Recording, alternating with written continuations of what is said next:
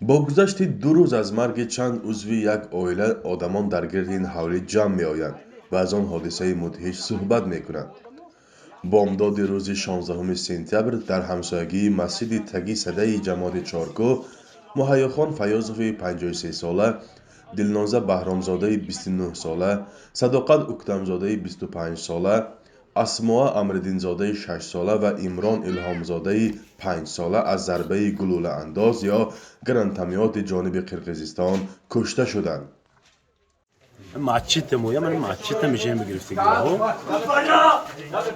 زدن همه من سکورش زده های کردم که واقعا برد تو درنی ماشین اند سکورش زده های کردم که ماچیت میشه میگرفت 10 متر استر زدن که همین حادثه شد من چند تو کلا یا جون ایده های کردم واسه برات دود بیدود کرد دوستم که کردونم که دو بوده که کلاش ما همین جانچم بالا کردم همین برابری بالا کردم میزدی استوده همین کلاش کتکش برآمده خونش برآمده دست من جون داد من گفتم این قدیس تو این زندهش به من یاردم کنم گفتم و بچه‌چی مایدیک بود گوش انم اینجا گوشی طرف راستش به زدگی همه خون چاکیساس من همه به یاردم کنم گفتم آب زدمو بالکی واقعا به داده ماشین به من گفتم های کن تو تست اسکور برسون تو چند زخمی شده این حادثه را با ماشین یاری تجلی به بیمارخانه منطقه روان کردند، ولی از شدت زخم‌ها طبیبان آن را به بیمارخانه شهری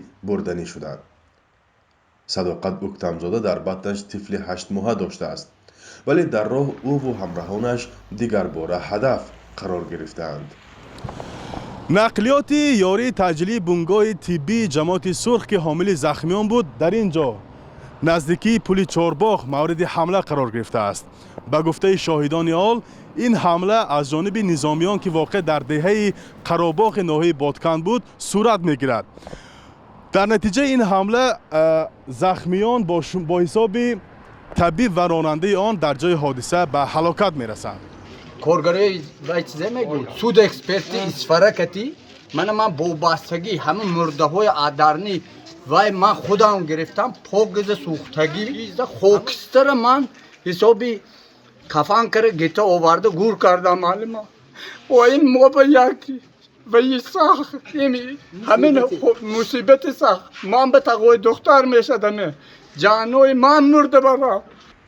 ساکنان میگویند در ماشین یاری تجلی بیش از 5 نفر بودند. همه آنها را طبیب کمالالدین اشورов و راننده حسنبای ولیев به شفاخانه می بردند، اما به بیمارستان نرسیدند. ما اکن کار با گفته برا سهاری با اسمیناش بده اسمینی هم سکولی نبود هر حد پیاش کردم گفتم سلام اونجا جان با شروع کرد اینجا وقتی نگاه با خدمت مو باید خدمت کردم و دارم هر فوتا دادیم برا مو هم شهر برا ما با کجا میرفتیم مو هم برا هدوانسی الگویسی کار شدش نه اصلا جسدی باشه مو هم ندیم که الگویسی میشه. حالا چند زخمی دیگری آن حادثه در محله تگی صده حالت وزنین دارند. دخترم دیوانه باید نمیتونه او خود رفته است تو بچه خانه منده یک تا دخترچه نخوزنه تیر خودگی یک کودکی یک نیم سالش رفتم چسبه اوی میفته تی اوی هم بر او همین عروی انسانگیره ها و فکرم انسان عقل سالم کور نکردنش در کور برادرها بی حد نمیدونم اون نیام خریدارم که لوک چی که باشه این کارو کردم در کور مردم اینجوری گناهگار نیست. من همین کتی من موعظه دادم من اون چیزایی من همین چیزا بینی در چندین محله و دهه چارکو خانواده ها ماتم دارند. بهرام حکیموف معلم دهه خواجه علا و ساکن 51 ساله اسوره هم در آن روز کشته شده است. این برای به خطر بچه‌ها گذاشتن بچه‌های مکتب طلبه‌ها و زن‌ها، چون که مردها در همون محله استاده پاسبانی خانه خود بودن برای کمی بچه‌های مکتب بچه‌ها زن‌ها کودک‌ها زن گذاشته نه یا خرر نرسانید مبادا گذارد نپرانید گفته برای همین این کس همونجا رفت اگه نگه نامرده اینو پر تیری ناخلاب من عمل بچه‌شان سال 2000 چند حکیم حسین انداخته بود این یک بار نه این چندی بار این حادثه شده است اكو ما حاضر همچون مادر تاجیک فیغانه میبرد که خیلی مادر تاجیک اینکوباتور نبوده که فقط برای تیر قرغز فرزند آفریده باشه.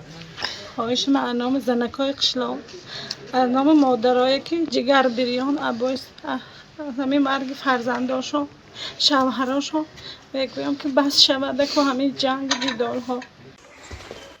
در آن مناقشه خونین ساکنان کم آسیب دیدند که خود را پناه کردند و یا به جای بیخوف گریختند. تهخانه سرد عثمان بابایف در محله چشمسار چارکو جان دهها زن و کودکان را نجات داده است. زن و کلیدون که پدر به جو کردیم بعد برام دیم که زنکو دود بیدو بعد تمام کودک همین گرد و اطراف و زنها زیفه همین بعد هم پدر به قریب 150 تا زنکو بچه ها یوش جو کرد همینجا به صدا خودمو نظارت کرد سالیم که بیرم بر نبروی تو گفته پدر. فضلالدین شریپوف 70 ساله از محله سامانیان پایان نیز شاهدی گلوله پرتایی از جانب نظامیان قرغیزستان شده است. 16 چیسلی سپتامبر ساعت‌های 4:15 ما در همین کاپه هم خواب رفتم که چولی کمپر با خواب کردیم دیگه سناریت پرونده من سناریتش اومده من باقی همین وای به غلطه همین کمپر 3 روز 4 روز بعد بالنیسان ده کسلی اینفارکت گرفته شد.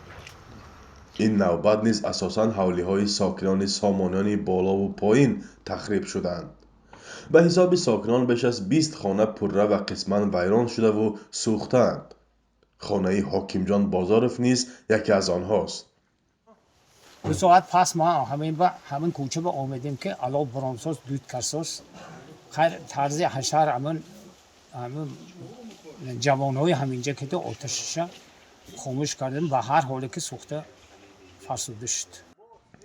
حکومت ولایت سوخت با نشر بیانیه پیامد درگیری در مرز تاجیکستان با قرغیزستان از سازمان‌های بین‌المللی و منطقه‌ای خواسته است به حادثه بهای درست و حقیقی دهند.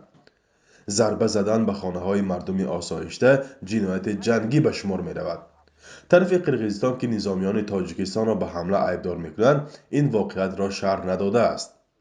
طرف تاجیکستان تنها روز 18 سپتامبر گفت آثار درگیری در دهه‌های نزد مرزی اسفره بیانگر آن است که جانب قرغیزستان با تمام نمود سلاح‌های وزنین و آتشفشان انشاءات غیر نظامی و به خصوص خانه‌های مردم را زده است. عین ادعا را جانب قرغیزستان دارد. وزارت کارهای خارجه آن کشور 18 سپتامبر گفت می‌توانند عکس و نوارهای زیادی را برای ارزیابی پیشکش کند. روز 14-17 سپتامبر در سرحد تاجیکستان و قرغیزستان درگیری سر زد. از دو طرف ده‌ها کس کشته و زخمی شدند. فرزا محمدی، رادیو آزادی، شهر اسفره.